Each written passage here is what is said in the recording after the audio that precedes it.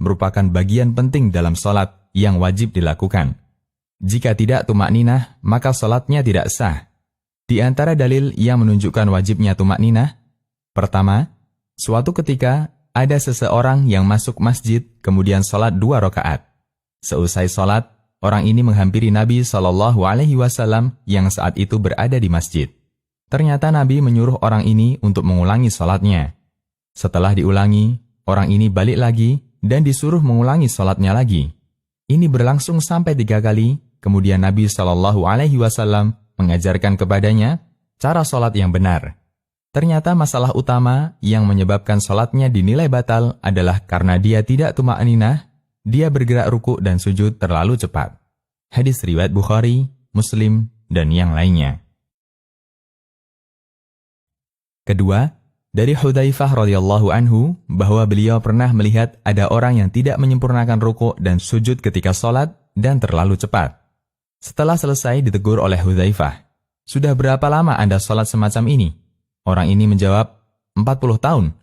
Hudzaifah mengatakan, "Engkau tidak dihitung salat selama 40 tahun, karena salatnya batal." Kemudian Hudzaifah mengatakan, "Walau mitta wa anta tusalli hadhihi shalah, la mitta ala ghairi fitrati Muhammad sallallahu alaihi wasallam." Yang artinya, jika kamu mati dan model salatmu masih seperti ini, maka engkau mati bukan di atas fitrah ajaran Muhammad sallallahu alaihi wasallam. Hadis riwayat Ahmad, Bukhari, dan An-Nasa'i. 3. Karena tumakninah hukumnya wajib, maka kita tidak boleh bermakmum dengan orang yang salatnya terlalu cepat dan tidak tumakninah. Bermakmum di belakang orang yang salatnya cepat dan tidak tumakninah bisa menyebabkan salat kita batal dan wajib diulangi. 4. Jika secara tidak sengaja kita mendapatkan imam yang gerakannya terlalu cepat, maka kita harus memisahkan diri dari jamaah dan salat sendirian.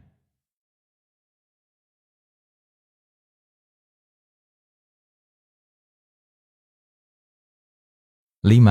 Orang yang terlalu cepat salatnya sehingga tidak tumakninah disebut oleh Nabi SAW sebagai orang yang mencuri ketika salat. Nabi SAW bersabda, "Aswa'un nasi sariqah alladhi yasriqu min salatih." Yang artinya, pencuri yang paling jelek adalah orang yang mencuri salatnya.